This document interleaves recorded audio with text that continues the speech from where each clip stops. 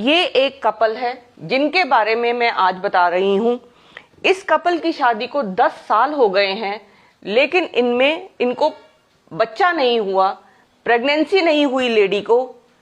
अभी तक सिर्फ लेडी का ही इलाज हो रहा था, पुरुष का इलाज नहीं हो पा रहा था। और इसकी वजह से आज पता चला है कि पुरुष में जो कमी है उसकी वजह से प्रेगनेंसी नहीं हो पा रही। आज मैं आपको वो 5 गलतियां बताऊंगी जो पुरुष करते हैं, जिनकी वजह से लेडी प्रेग्नेंट नहीं हो पाती। हर इनफर्टाइल कपल, जिस निसंतान कपल में से 50% कपल्स में पुरुषों में प्रॉब्लम होती है। और पुरुषों की ऐसी कौन सी प्रॉब्लम्स हैं जिनकी वजह से वो प्रेग्नेंट नहीं हो पाती। सबसे बड़ी प्रॉब्लम पुरुषों में ये है जो उनका खान पान है, जो उनका मोटापा है। बीड़ी, सिगरेट, शराब या कोई भी नशा पत्ती करते हैं तो आदमी के जो स्पर्म्स होते हैं, जिनकी वजह से प्रेगनेंसी होती है, जो स्पर्म्स इस यूट्रस के अंदर जाते हैं, वो उनका वॉल्यूम कम हो जाता है, नंबर कम हो जाता है, उसकी क्वालिटी कम हो जाती है। सो पहला है खान पान। दूसरा, क्योंकि ये एक ट्रक ड्राइवर थे और कंटिन्यूसली बड़ी गर्मी में ये ट्रक चलाते रहे और बैठे रहते थे। कई बार इन्होंने मोटरसाइकिल भी घंटों चलाई है। जो आगे वाला हिस्सा था, जो नीचे वाला हिस्सा होता है आदमी का, अगर वो ज्यादा, जो टेस्टिस होती हैं उसका टेम्परेचर 2 डिग्री कम होता है, इसीलिए वो बॉडी से बाहर होती हैं। अगर वो ज्यादा गर्मी में रहेगी तो जो स्पर्म्स हैं वो डैमेज हो जाएंगे। हमेशा ऐसी एनवायरनमेंट में आदमी को रहना चाहिए ताकि उसका जो नीचे वाला हिस्सा है वो ठंडा रहे।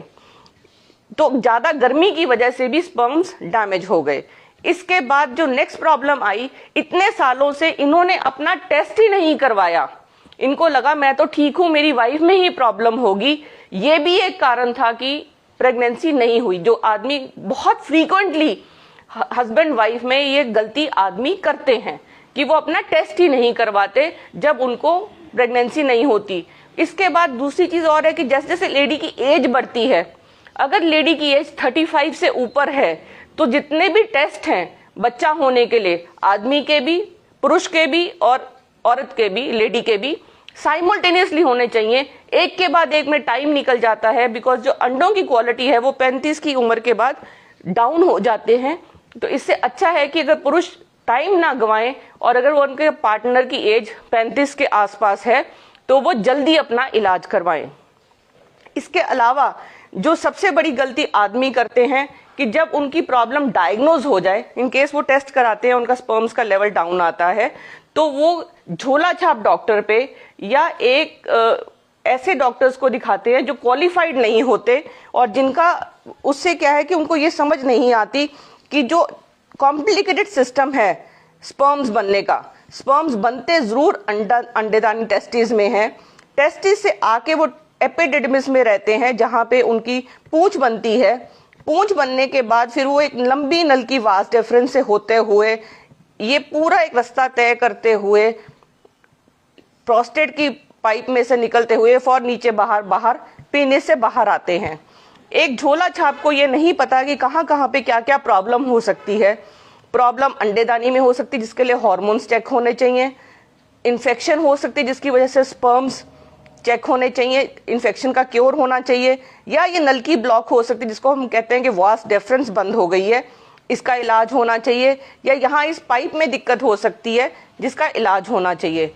जो सबसे बड़ी कारण और है कि आदमी को कभी भी प्रॉब्लम होती है तो वो ये गलती करता है कि उस प्रॉब्लम को इग्नोर करता है। उसको नीचे प्रेशर फील होता है, नीचे उसकी नसें फूल जाती हैं, उसको कोई इन्फेक्शन हो जाती है तो उसका इलाज नहीं हो पाता, तब भी उसको इनफर्टिलिटी और उसकी वाइफ प्रेग्नेंट नहीं हो पाती।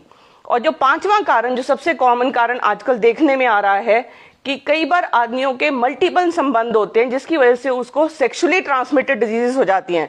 बिकॉज लेडी के योनि द्वार से आदमी को इन्फेक्शन हो जाती है और उसकी वजह से ही वो इन्फेक्शन जब आदमी के दूसरे ये वास डिफरेंस को ब्लॉक कर देती है और तो जो स्पर्म है वो बाहर नहीं आ पाते, जिसकी वजह से नील स्पर्म्स हो जाते हैं।